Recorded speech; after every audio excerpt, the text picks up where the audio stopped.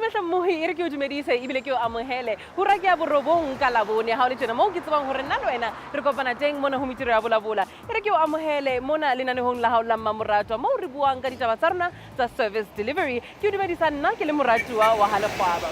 The City of Johannesburg went into partnership with the South African chapter of the ACFP to raise awareness of corruption and fraud. Let's hear from the Executive Mayor of the City of Johannesburg, the Executive Director of the JMPD, and the Ombudsman of the City of Johannesburg. Let's go.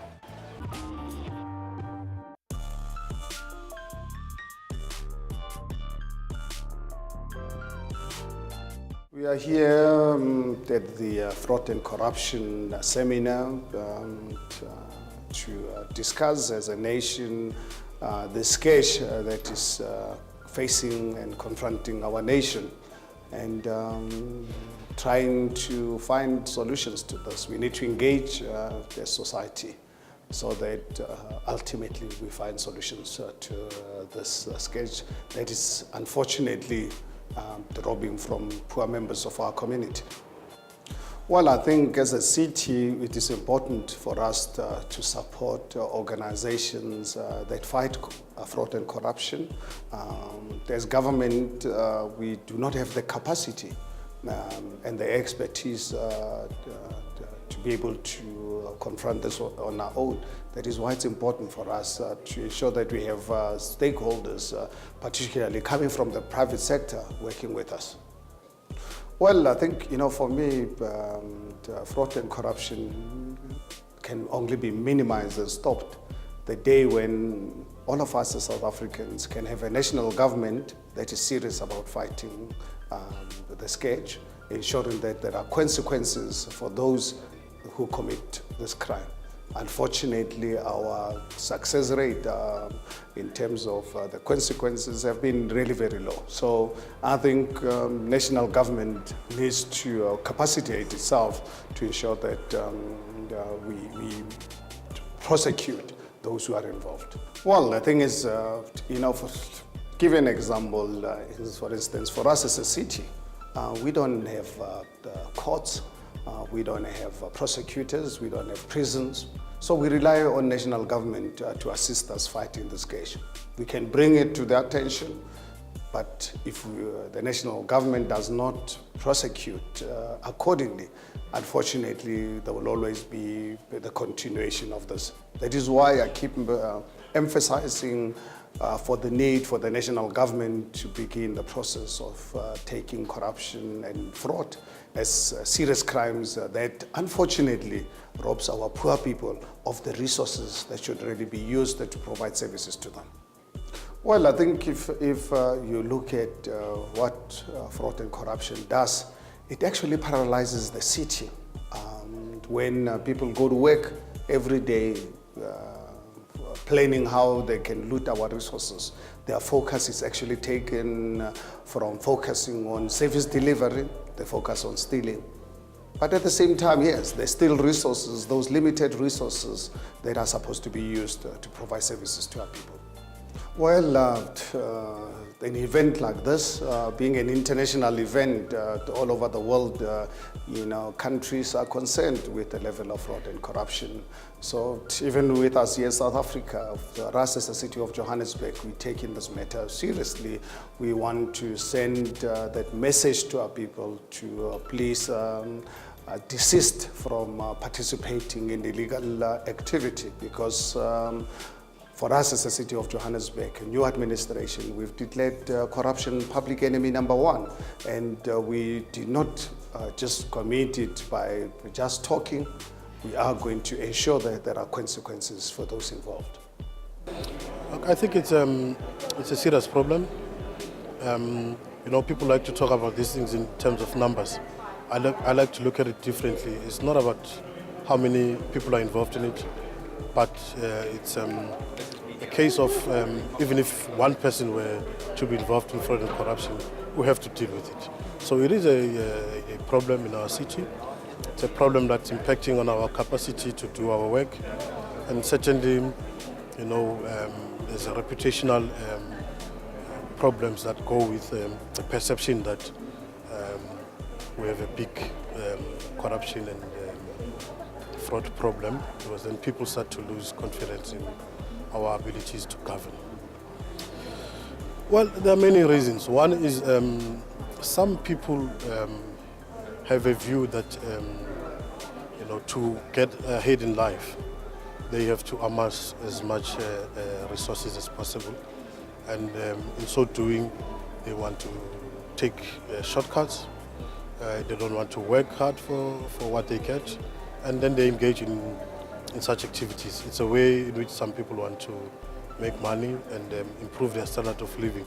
But there's also a view that a lot of the kind of people who engage in these things do so because they've a feeling that they can get away with it, So in other words, there isn't enough deterrence in our systems, in the things that we do that will scare people away from engaging in fraud and corruption. So in the absence of an effective deterrence, people do these things because they think they can get away with it. And then we have this problem that we have to investigate and try and identify them and bring disciplinary measures and dismiss them. But we're not always successful at stopping them or preventing it from happening, which is why I think programs like today's are important, because here we're raising awareness. We are making people aware of the kind of things that we do, and hopefully they will tell others that you do something like this, we will get to you at some point or another, and the consequences will be severe. Look, there's several ways in which we deal with it. One is, of course, we do the normal. When people report, we do investigate. Every case of corruption reported, trust me, every case receives attention.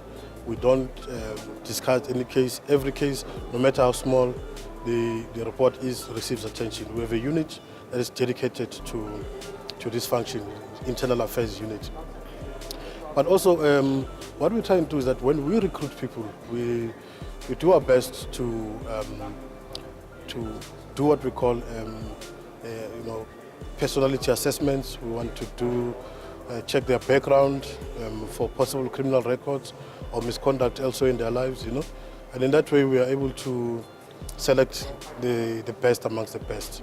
So we work with other agencies. For instance, we work with the South African Police Service, where we do criminal record background checks, but also checks sometimes for finances of people, whether they are, especially those who are going to work with money, whether they have problems with handling money, whether they have debt issues. So those are interventions we do at the beginning of the process. But also once people are in the organization, then we train them to say, look, this is the kind of environment you're going to work, these are kind of temptations you're going to come across, this is how you must behave, we have a code of conduct. And then subsequent to that, then we monitor and detect cases where officers could be or other employees could be involved in corruption. And where we find them, we then undergo a disciplinary process, we undertake a disciplinary process, and sometimes a criminal process, depending on the severity of the offense. We are here to learn and to be sensitized to the pitfalls of fraud, okay? So that when in our everyday dealings in the city of Johannesburg, we can identify fraud before it happens, or when it does happen, we can investigate it, we can channel it correctly, so that it is addressed and it is nipped in the bud. That's why we're here, to be sensitized to those pitfalls and to identify it when it happens. So that's what we're doing today. It's part of International Fraud and Corruption Week. So the City of Johannesburg has arranged this particular presentation for its senior managers to come and learn about how to identify fraud and corruption when it happens. It is an issue. The executive mayor has declared it public enemy number one. So you can tell that from that position that it is something that the city takes very seriously. So I would say it's a very serious issue in society broadly, and it is also an issue in the city. So it is important that we put processes in place to make sure that we nip it in the bud.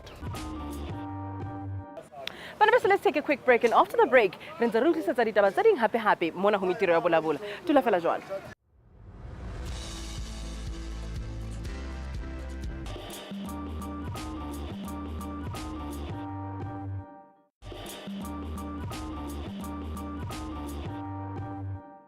GeoJozi Developer Challenge selected top ideas to solve the city's address accuracy issues.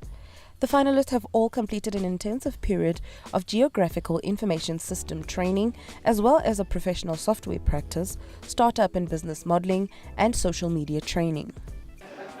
Today we are at Wits University to come and celebrate with the brilliant minds in the digital world. We're here for GeoJozi Challenge, and we are giving awards to the winners of the challenge.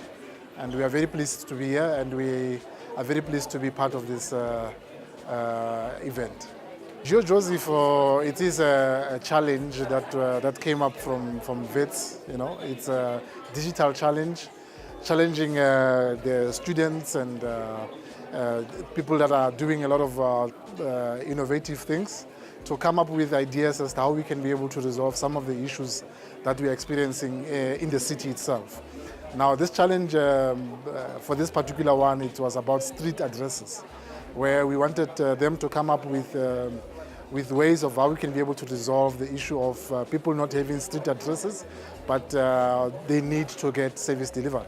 They need to get a lot of for example, ambulances arriving at their places and so forth. So we wanted them to give us some solutions to that. And today we are actually celebrating the winners of that challenge, and the ones that came up with the best solutions to this problem. Yeah. Look, I think a lot of the ideas that came out of this, not only his, but most of them that I've actually seen, they've got a potential of really assisting us resolving these issues of addresses and of people not be able to be accessed or them accessing service delivery. So I think indeed his solution will be able to be explored, and I'm sure we'll be able to use it in resolving the issues that we are currently having in the city. Today's the final awards in the GeoJozi Challenge. So GeoJozi has been running for several months now. It started with a call that went out for people who could solve problems around addresses. Living in a big city like Joburg, we sometimes don't appreciate that for those who don't have an address, life is very difficult. So the GeoJozi Challenge, which came from the City of Johannesburg, from their GIS department, and it was asking people to come up with innovative digital solutions to how you capture addresses, maintain people's addresses, and use people's addresses to create a better delivery of service and better life for the citizens of Johannesburg.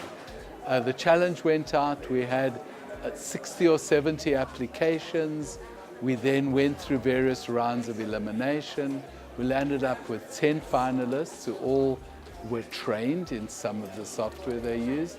They developed the software, and then there was a demo day last weekend where judges looked at every solution and chose 3 winners, and those 3 winners were announced today.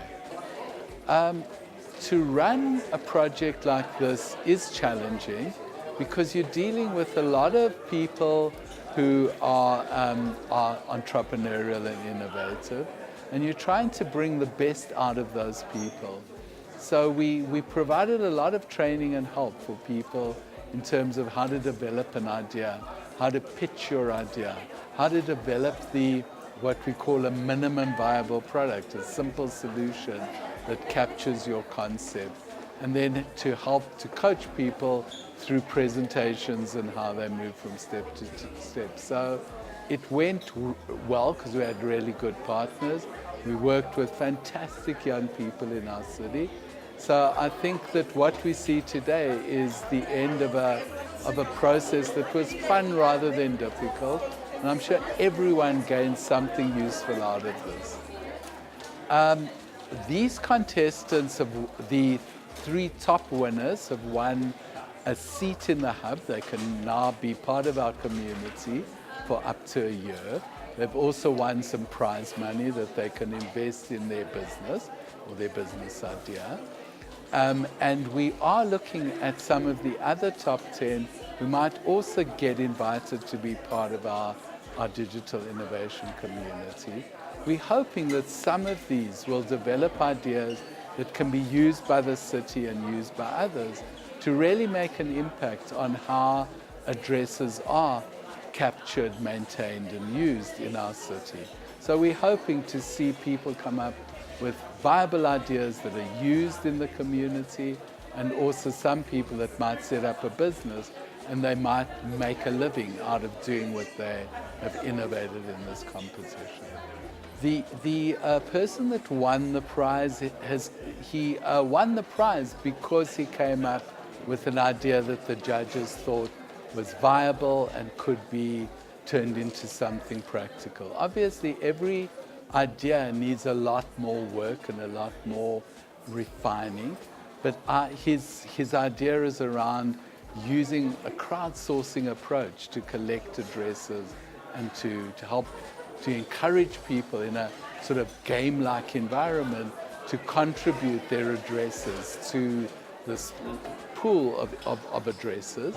So I think if we can help him in some of the technical things, some of the business development things, we could well land up with something that becomes a new business and could have impact in Johannesburg and elsewhere across the country and across the world. I have won the 1-year working space at Cllr Precinct. I have also won 150,000.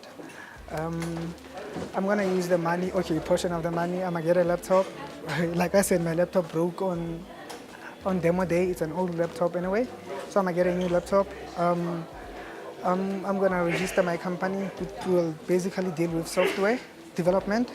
I'm gonna get the development environments and try to get someone who will do all the testing for my development. You know, every time you develop something, you test it, but it's not guaranteed that it's going to function 100%. So once you have someone professional testing your stuff, so it's a bit better that way. So I'm going to invest in business basically. I'm grateful. I'm honored. It's an opportunity that I've been looking for so many years, and wow, thank you a lot. Thanks a lot. I'm grateful. Mohi, ako re repote ka mabenkeleng. Ha re kgutla mabenkeleng, re ya kwana dibaesekeleng, dula fela jwalo.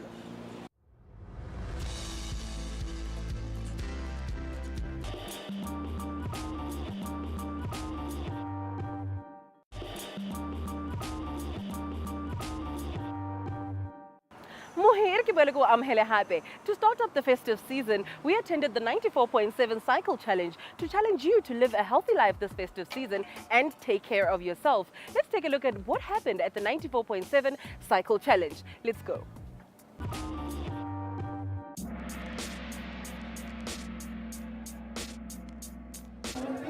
This morning we're here at the Telkom 94.7 cycle race happening in our city every year. So this is a great day for our city with plus minus 40,000 cyclists. Well, I think if you really look at it from a tourism point of view, plus minus 40,000 cyclists, some of them, most of them coming out of the city, some of them coming from other parts of the world. And just imagine the social cohesion of this, because it's not just the cyclists that are involved here. We have our communities involved throughout the routes. So it's a really wonderful Sunday for our people, and we were so much fortunate, blessed by this wonderful weather this morning. Well, I think for us as a city, we're the facilitators, because obviously we're using the city's infrastructure. So we have various departments within the city being responsible for organizing the JMPD, the parks and emergency services, to ensure that we're looking after our communities. So we really feel great this partnership with 94.7 and Telkom and all the other sponsors. Today we are attending the Telkom 94.7 Cycling Challenge. As you can see behind me is bustling and all the cyclists are ready to set the streets of Johannesburg alight.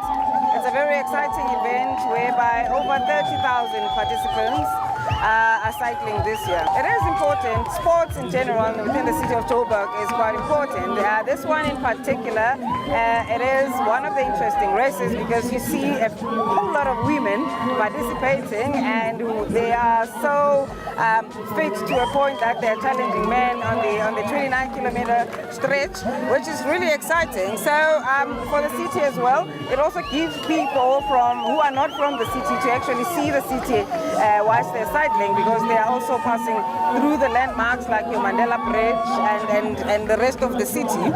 So it's quite exciting. Yeah. Oh yes, they're definitely street safe. There's jog services all over. Most of the roads are closed to motorists so that there's no interruption in terms of the cars that are passing through while they're cycling. So they're 100% safe. All the jog services are in place. Train really hard. This particular race does not conform to muscle memory. You need to train for it, and it's quite intense. I think it's a very interesting sport. Unlike Soweto Marathon, I won't commit myself to this one because I'm not a cyclist myself. I've never been, the last I've been in a bike, it was like, I don't know how many years ago. However, I respect people who are doing this kind of sport. It's quite intense. It needs a lot of discipline and it needs a whole lot of commitment as well. So to those who want to participate, go ahead and train very hard for it. Yeah, look, like I said, I'm from Pietermaritzburg in KwaZulu-Natal. We only came up yesterday for this event, and I've never done one before, and I relied a lot today on my teammates to kind of tell me where to position myself, how to race, when to be alert for other moves going, and I took a gamble at about the 50-kilometer mark, and fortunately it paid off, and we managed to stay away from the chasing pack. Yeah, I mean, it's a very challenging route, especially for a race up in Gauteng. Most people think it's quite a flat race to race your bike. But I think the guys here at the Telkom 94.7 have found all the climbs in Gauteng, to be honest. So, yeah, it's probably one of the toughest races I've done here in South Africa, one-day races. So, yeah, hats off to the organisers for putting on a brutal event. I've been a professional mountain biker since 2011. And now I've sort of made the transition onto the road only recently, the last 2 or 3 months. So I've been cycling since 2006, so it has been quite a process. But I think it's a good way to kick off my road career. The challenge was a big challenge. This race is tough, especially since the route changed about 3 years ago. It's very hilly, but nothing beats the finish feeling. Because it's painful all the way through, but when you cross the finish line, you've conquered it. It's a wonderful feeling. Towards the end, at about 90 kilometers, you're telling yourself, I'm never doing this again. But once I cross the finish line, I'm definitely coming back next year. It was wonderful. Mohe jalo ka hore na ka rena festive season ke ena e sentse re tonetse mahlo ke tshepa hore jalo ka ho utlwile o tla itlhokomela o shebele hore ha o ja jwang ha o le jalo mohi le bo dibeke jalo ha o ile mabenkeleng dikarete ntho tse jwalo itlhokomele mohi o bone hore festive season ena ntho kaofela tsa hao di hantle jalo ha ke etsa tjena mohi ke a ikwala ha ke ikwale fela do visit us on our social network. We would love to hear from you, from me and the team here. Mintriho nna ke le moratuwa moretsana wa ha le kgwaba ke re ho wena ha ibe bro.